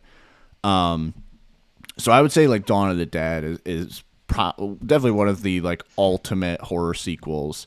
I actually think, dude, Friday the 13th. I think the first Friday the 13th sucks, dude. I think I saw somebody comment the second one. Yeah, the second and third ones. Those are so I've seen 1, 2, and 3. I think those are the only Friday the 13th movies I've seen, and the second and third one are way better than the first one. That first one sucks, man. Yeah, that sucks. It's like no, I agree with you. I remember that I checked. I remember that a handful of years ago, you and I stayed at a hotel, and I just like was like in. I think I was like in the room that had the TV. You and I and another friend of ours, and they were literally playing like the second one on TV, and I was like, oh, this is pretty good. Like I was like, this is actually like pretty good. I didn't remember this being this good, but no, it's pretty good. Yeah, it's better than the first one for sure. Yeah. It's just funny because this is a situation where it's just better than the first one. Yeah. The first one is goofy, man. It's just like, you're talking about Friday the 13th still, right? Okay, dude, I had like the craziest brain fart where you were talking there and I literally just like had like amnesia for like 5 seconds. That was kind of scary, to be honest with you. Really? You just lost the plot for a second? Dude, I was like, where am I? What the fuck's happening? I don't know what the hell. Oh my God. Dude, that was Oh weird. my God, dude. Not where am I, but it was definitely like, what the fuck are we talking about? That was weird. Oh my God, are you okay? Yeah, I'm Yeah, good. good to check in on him. Yeah, right. Clearly. Spooky tangents. I have like a heart attack live on air. You're possessed. It's like you were possessed by the what's the name of the thing from Hereditary? Oh, Payman. Payne, Oh yeah. Oh gee. Yeah, that first one, dude. The first Friday the 13th is so stupid and goofy. Like it's like the mom. It's Jason's mom going around killing people. It's like this sucks, man. And she's just wearing like a grandma sweater and like. Dude, when they reveal that, the movie stops being scary, like, at all. It already wasn't even good to begin with. And then when they reveal that, it's like, so it's just this grandma going around, like, killing people. And then she's, like, wrestling around on the ground with a knife with the main character. Like, this ain't scary at all. Because they were trying... Because I think they were trying to do, like, Psycho. But what was scary in Psycho is that you never see Norman Bates' mom, really. Like, you never really see her. And then, obviously, there's, like, the big twist at the end. But, like, she was always just, like, kept way in the shadows. And they never had a scene where she comes out. And it's like, I'm here. I'm an old lady with a knife, you know. Yeah, just execution is everything, man. But yeah, no, dude, 100%. But it feels like ultimately for people, I guess like the general consensus is that it's like Evil Dead 2, the Exorcist 3, and the Friday the 13th 2. It seems, and the Bride of Frankenstein. It seems like people are like these are it, and Dawn of the Dead. Mm-hmm. Interesting. A lot of those movies I haven't seen. I haven't seen Dawn of the Dead, nor the Evil Dead sequels, nor the Exorcist 3. I've only seen Friday the 13th 2. Yeah, the another one that I see keeps getting mentioned is Aliens. Oh, that's right, Yeah, I saw that too. Aliens. Yeah, Aliens. That's right. Mm-hmm. Aliens is a great sequel. Not better than the first one, I would say, but it's really great. Yeah, I don't think it's better, but I would say they're like neck and neck. I think I might have them both rated at like 9s out of 10s. I don't know. No, I have the first one as a 9, and then Aliens as an 8. Oh, okay. I had such a, and it's funny because I watched both of those films in on film, like on print, and I told you that like one of the most beautiful films I've seen on print ever. You know, it was mind blowing watching Aliens. Mm-hmm. But Alien just goes above it. Dude, I had like one of the greatest film like watching experiences I've ever had was watching those two movies on film. And Alien, the first Alien movies, just edges it out ever so slightly. Mm-hmm. Yeah, I remember us all, like, that was, like, first weekend at film school when everybody packed into the theater to watch Alien on print. That was awesome, man. That was a great experience. I think Alien has, like, it's between Alien and Lake Mungo where, like, the biggest jump scare that's ever, like, the biggest reaction I've ever had to a jump scare in my life. Like, the scene in Alien where the dude is, like, climbing through the vents or whatever, and then he, like, climbs down that ladder. And then he just, like, shines his light to the side, and the alien's just there, like, you know, and, like, sticks its arms out, and, like, oh, God, dude. I mean, that scene. I remember when I first saw that, like, I felt like I had a heart attack, you know? Like, I jumped so fucking hard. Like, you would have thought, like, a gun went off in the room. Like, it was like, holy shit, man. Yeah. I would say watchable, if we're talking like watchable sequels too, like not necessarily sequels that are good or better than the first one, but like I remember, I don't know how I'd feel about it now, but I remember Insidious 2 being pretty decent. That's what it was on my mind when we were talking about it, but I didn't think it was for me, you know, matched up better than the first one. No, without a doubt, it wasn't, you know, there, but it was for me watchable, and I it would wasn't watch terrible. it again. It wasn't terrible. Yeah. Yeah. I would watch it again, but not more than like a couple more times maximum. But yeah, that was one that came to mind for sure. Yeah, because they did some creepy stuff in that one. There was some good stuff, and like the, you know, the dad being possessed or whatever. It was very like logical continuation after the ending of the first one. You know. Yep. I kind of liked that. I thought it was better than I know it has worse reviews than the third Insidious, but I never liked the third Insidious. I thought that was pretty lame. I hated the third one. Yeah, I only third one watched like sucked. half of that third one. I literally like only half. Yeah, it sucked. Yeah, it was pretty bad. I think we watched it together, Jake. Yeah, we did. Yeah, not good.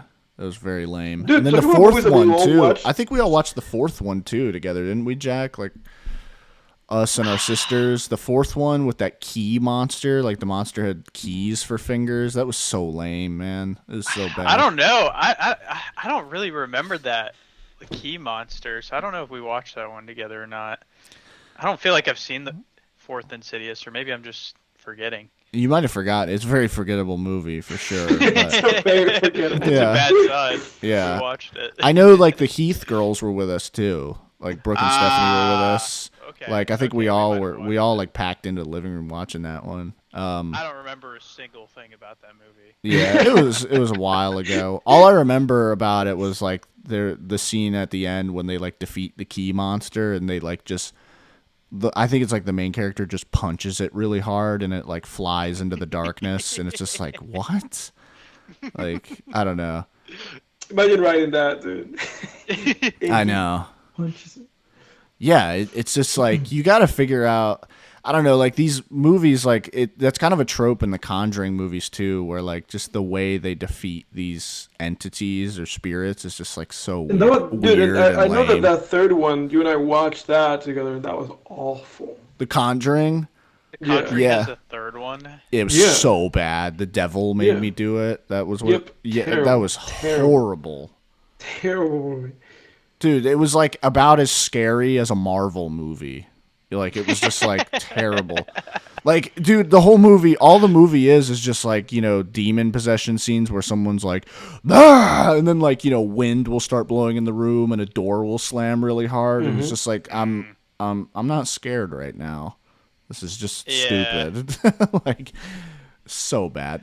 That one was like the epitome. That was like the epitome of modern like Hollywood horror, where it was just like, ugh, God, that was bad. No, that was terrible, dude. We have like I think like what 8 minutes on this call. But what do you boys think? Do you guys have any topics you want to go into, or do you boys want to jump into the thumb of the week? I think I'm good, man. I'm good. What All right, about let's you, do it. Jack? I am all good, I think. All right. All right, dude. Well, it sounds good, boys. Jake, why don't you drive us into this movie? Yeah, so this week was my pick. It was the classic Italian horror film from the 60s, about 4 years after Psycho first came out. So it was one of the early slasher films, Blood and Black Lace. 1964, it's like what they call a giallo film. Which is in Italian cinema, giallo is a genre of murder mystery fiction that often contains slasher, thriller, psychological horror, psychological thriller, sexploitation, and less frequently supernatural horror elements. It's directed by Mario Bava. Bye, that's right. Yeah, man. But what'd you guys think of Blood and Black Lace? Jack, what do you think? Okay, so I mean, I asked Jake what the movie of the week was last night. You know, so I made it through about 60% of the movie. So Dog ate your homework, man. I know. I don't know why you guys even. homework. Yeah, I don't know how you guys even bother to have me on. But But I think the viewers are happy that you're here. hopefully so. But I mean, honestly, the good part that I seen, and I read kind of, you know, past where I watched it, just because I was like, all right, so at least kind of have an idea of what's going on. Honestly, I don't watch a lot of older films kind of in this era, so it definitely was, you know, outside of my regular watching, but I really enjoyed, like, even some of the, like, you know, older music, kind of trying to get you into the vibe of things. I really enjoyed some of the kills. The one that I really enjoyed, I mean, I'm not really summarizing the movie here, but I liked the investigation part of it, where it's like, I don't know. At first, I thought it was pretty obvious who it was, and then Mm-hmm. doesn't really end up being who I thought it was. So Mm-hmm. it kept me interested. But the antique store kill, I really kind of liked that. Other than the fact that it seemed like, she ran into quite a couple of things that could have probably Mm-hmm. just been avoided. Yeah. Are you talking about It when was she gets like- her face burned? Yeah, no. I'm talking No, no, no. about when he The does one of the lady, like, claw kill. Claws. Oh Yeah. yeah. He Yeah, goes when Freddy that Krueger thing on her. sticks it straight in her face, but like they're like he's kind of chasing her, and I really liked like the lighting that they had in the scene. How it was kind of like the light was coming on and off, and then you kind of like see him like kind of looking right at her. Mm-hmm. Mm-hmm. I Very don't know, good. it got- Very good. Yeah, Very I effective. liked that part a lot, and then I think Yeah. kind of the execution past that of the chase wasn't really as impactful for me. Very But Scooby-Doo-esque. yeah, yes, that's a good description of it. But I liked the and even starting into that scene, like I paused and went back like twice because there's a suit of armor when she goes into the apartment and locks the door, and I'm like, is that him? Yeah. And I had to Yeah. go back and I I was like, kept no, thinking that that's was not him too. Yeah. and I skipped and went back twice, and then like you see like his hand like quite after. So I thought that was kind of cool for them making you think it's him, but then he is there, just not in the same place. Yeah. And then the kill that you were talking about, Jake, with the burning part where he tortures her, puts the hand on the hot metal, and then the face for the final kill. It was awesome. I liked those kills for sure. It kept me entertained, and I mean, I definitely am looking forward to finishing, and I'm going to. But yeah, I thought it was pretty fun to watch. Pretty fun to watch for sure. Yeah. Well, for me, like you, I really liked this film's use of color. And if you look at reviews online for this movie, that's kind of like one of the big takeaways that people have with this film. Yeah. It's immediately It was- noticeable. Yes, like 'cause it's like this very Kind of like what do you call that? Like colors just like pop. Every color has like so much like like life Saturation. to it. Yeah, And even every- like in the beginning, What? when she's like in the very dark area, the first kill, and she's got like a bright red dress, like it definitely pops out. yes, and that the word that I was looking for specifically is Technicolor. Like it just feels like this Technicolor, like every color is like saturated and every color is just like so accentuated. And it's something that you don't see very much these days. Some films recreate that.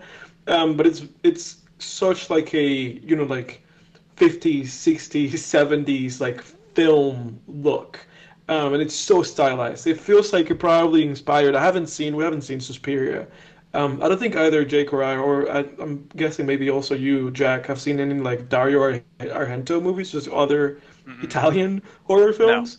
But from the clips that I've seen from his films, they seem heavily inspired by like Bava, because the Argento movies, Jake, also look very like Technicolor, like Yeah. saturated, like very powerful, like shot films. So I liked it about this movie. And I immediately when the first shot is just like that mannequin, the one that's like red with the black hair, it just kind of gets you. You're like, oh, okay, I get what we're going to do here. Yeah. I also really enjoyed the opening sequence where the camera is just panning, and those people. I don't know if you guys noticed it. They were just standing still. Like it was not a freeze frame. They were just like standing still, and then they would go so. that made me laugh. I was like, they're just fucking standing still. It felt like that. Black Beatles thing, like that Black Beatles song. Yeah. People would stay still. Yeah, that's how it Oh, felt I like. remember that. Yeah, I almost wanted to like play the song while the intro for the movie played. Ray Some, Shrum. yeah, exactly. Some takeaways that I have, though, that I wanted to point out. I thought this movie Was surprisingly more violent than I expected it to be. Like, Italian horror is violent, like even Yeah. old Italian horror. dude, because this is a 60s film, and the very first kill, like when he like kills that lady, I think her name was Elizabeth. I found that like more like, dude, the whole thing is just like they shoot the whole thing. Like it just stays there. He like strangles her and then he drags her, and we just watch like the whole thing take place. And dude, I literally felt like this is like way more graphic than I anticipated. Like, I anticipated the murders to be just kind of like, here he is, and they would cut away, and the implications that he murdered them, and then they just appear somewhere. Yeah. But the fact that we actually saw him like, like terrorize the victims and murder them, I found that like shocking. I was not expecting that at all. I thought they did a really good job with like the that first kill, just like the struggle, that it Hmm. wasn't just like, Hmm. I don't know, sometimes some of those kills can kind of be just like super easy, like stab somebody or whatever, but like it was like a real struggle. So I thought that was kind of cool. I'm like, Yeah, man, dude, 100%. I was thinking to myself, like, this seems like some risk associated with like at Yeah. first, like she could maybe like get away, but then Yes. obviously Yeah. not. Dude, 100%. I felt that way 100%. And I liked how they introduced like that whodunit element because Yes. it just gets you engaged, and then it makes the movie be more than just like a run of the mill like there's a guy running around killing people. Because then you're just trying to guess. I particularly my favorite scene from this movie, and Jake, you can probably guess what it was, but it was that scene where they find the diary, and then that one lady puts it in her purse, you know, and then she sits the purse in just Yep. this table, and then the shot is just there with the purse, and we can see her in the background, just like doing like her beauty pageant stuff, just like doing the walk, and everybody else, we just cut to people just watching, looking at the Yeah. purse, looking. Everybody has an interest with this purse, and I found that really fascinating. I really like that scene. I even like the scene when she comes back and takes the purse, and then goes and like makes a call to the drug addict guy. I forget what his name was, and then we see this big shadow, Yep. in the back. I really Yeah. enjoyed that. Like, in terms of like how this movie was shot, and in terms of like the use of lightning and shadow and the colors, I really enjoy that. I really Mm. liked that. Although personally, and like I would like to hear like where you're at with this, Jake. I felt like from this point onward, the movie fell off, Mm. and then I just felt like a very deep, like it felt like the quality of the film went down in terms of just like the execution and the writing. Yeah. And I was disappointed with like the red herrings and the way that the movie wanted to play with like who was the killer. Because the whole time I was like, a dude is a killer. Like some dude killed this woman, Mm. like we can see that it's that guy, and the movie is trying to throw like a header. Oh, wait, it wasn't the guy. It wasn't one of those guys. How do you feel? I think like a big flaw of this movie was that was kind of its omniscient point of view, and the fact like we didn't have a main character really. Like No. who's the main character of this movie? I like it's not the detective. It's not. You know. They almost set it up in a way where it would have been like they almost did it where it would have been like that lady's like friend that Yeah. was like two timing her with the boyfriend, Right. but then she's the second one to die. Right. Yeah. And like you said, like the detective gets introduced, and then we never follow his POV. So the movie just loses like it's just like this deep decline in focus, and that's why I said like after that purse scene, because that purse scene just felt so like well choreographed and so well blocked. And by that point, we hadn't seen any other kills, so things were still on the table. I mean, that girl was like in the midst of planning, like, hey, I'm gonna get out of here. I have the diary. I'm coming to meet you. And then she gets like that other call, which is the killer just telling her, like, actually, I am good. Come meet me here. Yeah. I really thought that after that, the movie just went downhill, like sharply downhill. Yeah. I don't know if it went sharply downhill for me, but I mean, like, so I'll throw in some positives first too. I mean, I think I liked we went to town already on like the color and the use of color and the craft and everything. So I second all of that. Jack, you brought up an interesting point where you were talking about like how the victims would actually struggle, and there was actually like in a lot of these scenes there was actually a chance that like the killer could fail. It seemed like it was Yeah. just the it felt very real, and I think that's one thing we were talking about the first Friday the 13th movie. That's actually one big reason I always thought the first Friday the 13th sucks is because in that movie, all of the kills are just like an arm coming out from behind a tree and just slicing someone's throat, and it's just like, okay, like they never even had a chance, it's just kind of like, all right, I guess. But in this, I noticed it when I was rewatching Nightmare on Elm Street today too. Like Freddy actually like gets down in the dirt, like wrestles these these like teenagers. He like, even though he rules the dream realm, it's hilarious. But yeah, and again, like the whodunit element is great. Like I think this was actually maybe a huge influence on the Scream movies.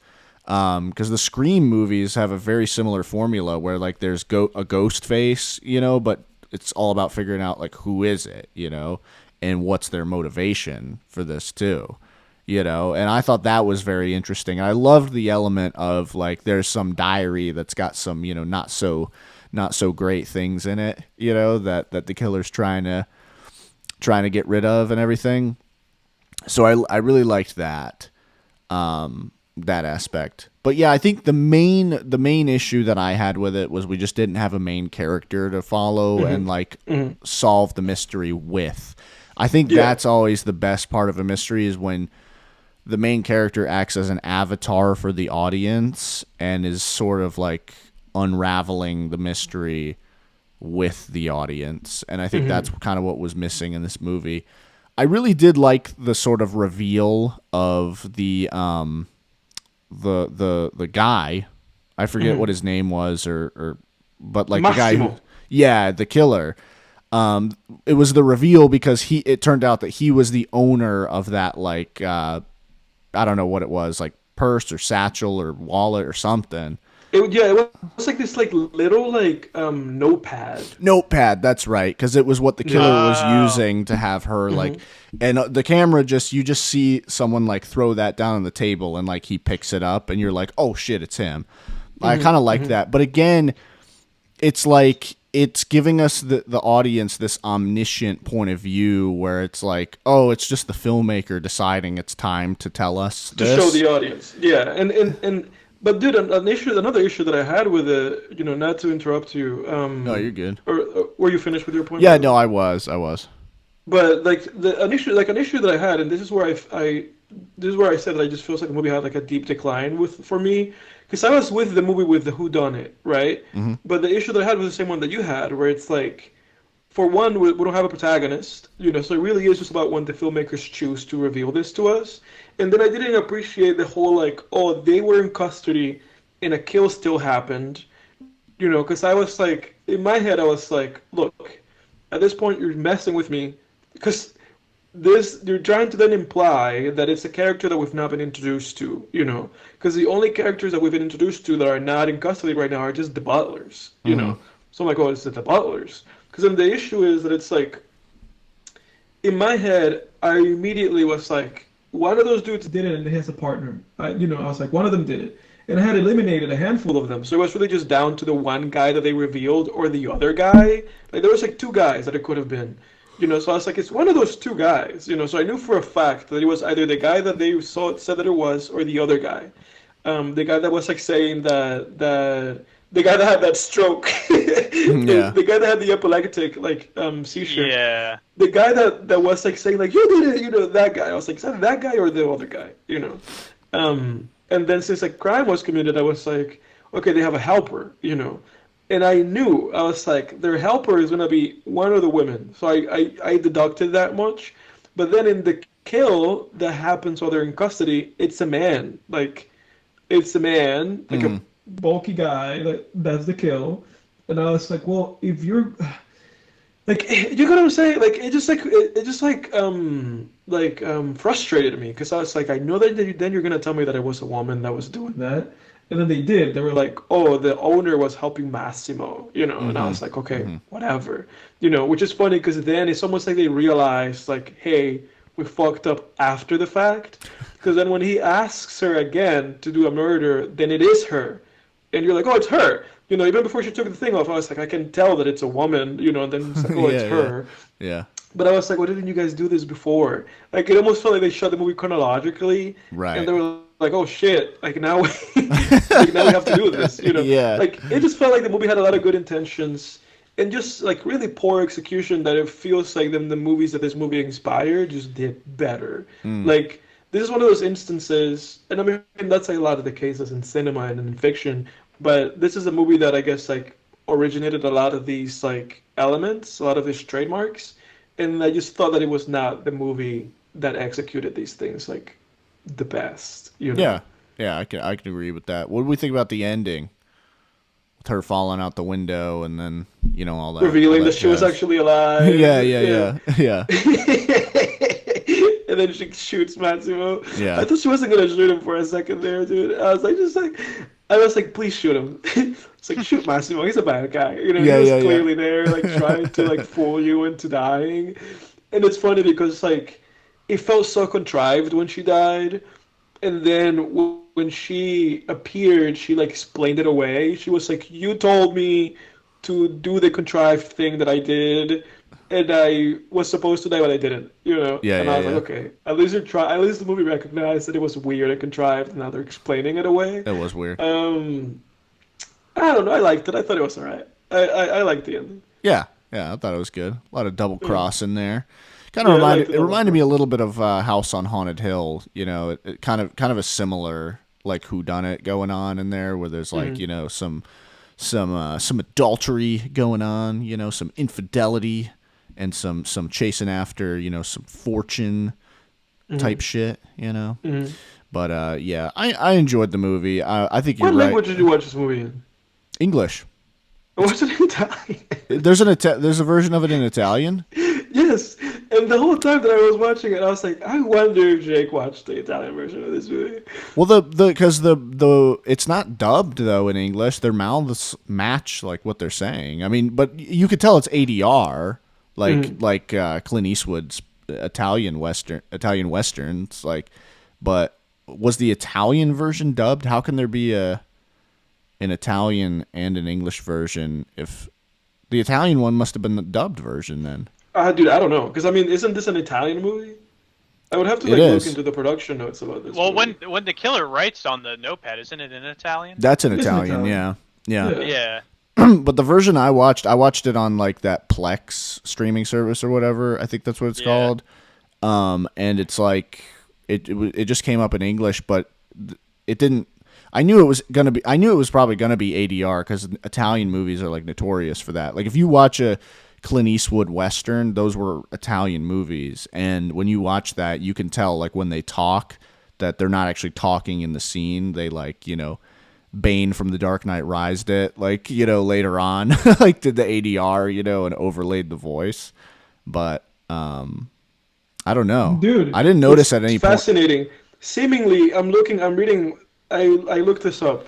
So the film, majority of the film, but not the entirety of the film, was actually shot with the characters speaking in English. Okay. And then the other parts of the movie, like I guess it's like a 60-40 kind of thing, were shot in Italian. And then they just ADR'd the parts that were not in each language. Wow, that's weird. Interesting. So basically, I feel like then it feels like watching it either in English or Italian, it might just kind of be it. I guess it's worth the same. Yeah, because by the point they start, quote unquote, speaking in the other language, and it's overlaid. It's already been overlaid the whole time anyway. So it's like, and I don't know. I didn't notice any lips moving off at any point. So I don't know. Although there seems to exist two English dubbed versions. One that is fully just redubbed, and one that has the original actor English speaking parts. So who the fuck knows? It seems like many versions of this movie exist. Yeah, that's I don't weird. know. I I watched found it it in on Italian. YouTube. Not that I condone Yeah, right. watching it on YouTube. But there At is all. a way- Definitely there is a not. way- Oh my ask you that God! is You because- get out. We have integrity on this Well, no, podcast. there is I a- have there is a way never I say watched this. anything on Jack. Putlocker in my life. Jack, I watched the movie in Italian in what we can basically just call 1, 2, 3 Netflix. Like it wasn't a legitimate site. But then as I was watching the Italian version, I went on YouTube and I saw that it was there, and I put the YouTube one on, and I was like, "Oh shit, this is in English," And Yeah. that's why I asked Jake, because then I knew that there were multiple versions of this movie. But very cool factoid. Also to add, Bava, the director, he shot this movie. He was a cinematographer. Oh, okay, interesting, interesting. And I have seen another Wow. movie of his, and this is a movie called Black Sunday, Jake, that he made, um, which I gave a poor rating to. And it's interesting because the only reason why you've not seen it is because you didn't go to that day's horror Oh, did I class. skip class that day? Yeah. No, I was a good student. Everybody listening. Oh, I think this is on my my watch list actually. Black Sunday. Really? Yeah, Yeah. you skipped class. I think I remember clearly that you just did not want to watch the movie. Like, it's not. I think you didn't do. You were not like, I guess, intrigued by it. But I went Mm, to see it anyway. oh, I gotcha. I hope my It wasn't mom's not listening to this one. She'll be very. like, I can't believe you were skipping classes 6 years No, ago. it wasn't very good. I can forgive it. It wasn't a very good movie. It's probably worth skipping. Gotcha. Um, yeah, I wanted to make a quick note. Well, first of all, I definitely want to check out more Italian horror movies because it is an For sure. interesting For subgenre. sure. The one I've Yeah. seen, The Beyond by Lucio Fulci, first, not a great movie in my opinion, story wise, but it's got great atmosphere, very memorable scenes, and like great like effects and stuff and a great soundtrack. It has like what I in my estimation probably the best horror soundtrack ever made. The Beyond from 1981. I even have a t-shirt of the movie. And I don't think it's a great movie. I think it's like pretty bad when you look at it at a story level. And the filmmakers even admitted that it was like the director went into it. He had a bunch of gore scenes that he wanted to film. And so he just wrote a story around them. And So this is a vehicle for violence. yeah, and you could tell the movie has like Yeah. dream logic. It's really hard to like actually, But I will say, atmosphere wise, fantastic, and like this again, the score. Like, do yourself a favor if you're listening to this, go look up the Beyond 1981 score. Like that is I a think you have like beautiful score. I think you have previously like sent me Yeah, like a link I think I did. to to the score before, and I did listen to it. It's very good. It's amazing. Um, But yeah, I wanted to say something else too, just about the slasher genre in general. And I think really like after when you see a movie like this, because I think this movie was still a fairly smart movie, and same with like the whodunit elements and the mystery and everything, and just the way they have the slasher have an actual motivation and stuff, and then you look at a movie like Psycho and you have a really solid story. You have a slasher film like Nightmare on Elm Street, and it's a very intricate story. I really think slasher movies the slasher genre went downhill, man. It just became Yeah. about like, let's just have a killer who is crazy person and he goes around killing. He So just just loves random. Yeah, killing. that was such a poor downfall, and Yeah. those Friday the 13th movies are big criminals of that, of just becoming like, again, just a vehicle for violence. Like, Yeah. the guy's loose, and then we're gonna have a lot of killing scenes. Like, Yeah. it's a very it would be great if there was like a revival of that genre for sure, because it's just kind of fallen down. Yeah, definitely. Yeah, because I mean, even if you look at like, because like I said, like Psycho, very interesting motivations behind Norman Bates.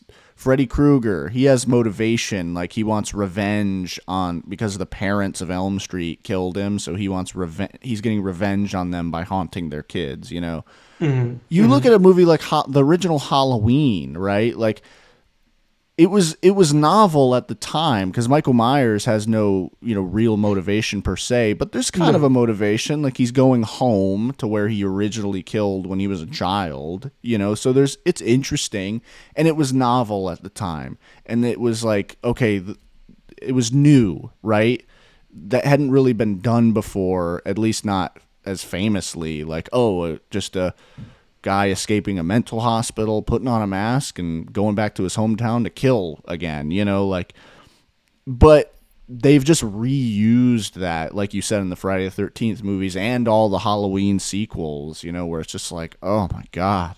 I mean, dude, Halloween Kills, that's like one of the worst pieces of garbage I've ever seen, man. I'm not gonna watch that movie. I didn't even No. like the first one that we watched in school when they screened it. No, that was pretty lame, and I don't get when people think that first one, like, the 2018 Halloween sequel that's also called Halloween, but it's a sequel. They're like, oh, that one was really good. It's like, really? I don't think so. I mean, I think it was kind of lame, actually. Yeah. And yeah, Halloween Kills is like is like unwatchable. And then Halloween Ends, I'm not even gonna bother seeing. Like, Yeah, no, just none of that. Dude. God. But None yeah, of that subgenre took a shit. But can you really like? It's not how surprising is that really? You know, because it's like people saw like, they were just like, well, we could just people like the kills in these movies, so let's just Exactly, do that. exactly, because You know? it feels like then it's just like how can we let's water this down to exactly the essence that we believe people like, Yeah. and let's just give that product to the audience. So it's like it almost feels like difficult to blame, I guess, like producers and the money grubbing guys, because it's like, I mean, it worked for a while and then it It just did. died. Yeah, Yeah, because people but just kept paying to go see. That's what they wouldn't have made 12 or 13 Friday the 13th movies unless people kept seeing them, man. You know, exactly. 6 But Nightmare on Elm Street movies, 9 or so Halloween movies. Like, fuck, man. and they keep going. Every now and then they just bring it back anyway, Yeah, like they did with versus fucking Jason. Halloween. Yeah, yeah. just to Freddy crash versus them. Jason. Yeah, Yeah. But yeah, all that being said, I did feel this movie was kind of noble in a way. yeah. Like, what would you boys rate this movie? I personally, I'm gonna give it a 5. I'm gonna give it a 6. I thought it was slightly above average. Yeah. Yeah, I'm probably in the 6 range, but again, I haven't finished. Yeah, finish it. Yeah, Jack, bad boy, Jack. Yeah, dude. I mean, hey, You're fired. Next time I'll ask. Next time I'm gonna ask what the movie is before the night before the podcast. Yeah, yeah, you're fired, Jack. Jack, you're fired. Don't come back. Yeah. Dang He's it! Just when fired. I was about to get on, uploading all these clips and stuff too. Yeah, right. I'm gonna be a clip guy. But okay, boys, for next week, I promised this last episode, and I did some research because I want us to watch some stuff that we're gonna be like, oh fuck, maybe I shouldn't have watched that. I want us to watch some horror movies. Shit. For us, for the audience, Jake, you haven't seen this movie. This is a Japanese movie, so this is Japanese horror. Yeah. From 2005, horror mystery, found footage, I think, like pseudo documentary movie. It's called Noroi, Noroi, Noroi, the Curse. Oh yeah. This has been on my watch list for a little while now, and I have heard this one is pretty scary, man. Exactly. So Gosh. again, dude, my picks are gonna continue just being shit that I just want us to poop our pants to. Yeah. So Yeah, my underwear is looking a everybody- little too clean these days. yeah, dude, exactly. I think our pants are too clean. This is my motto. This is my effort for this time around. Maybe next year I'll do more niche stuff, but right now I just want us to get scared. Hell Um, yeah. Everybody, join us next episode. Noroi, the curse. Watch it. Everybody watch it and tell us what you think. Join us. We'll see if we get spooked. Jack, you better be here and you better have watched the film. I will have watched the film. I can guarantee it. Thank you for being in this episode. Thank you everybody for listening. That's Film Tangents today. Thanks, guys. We'll see you next week. Thank you. See ya. Sweet.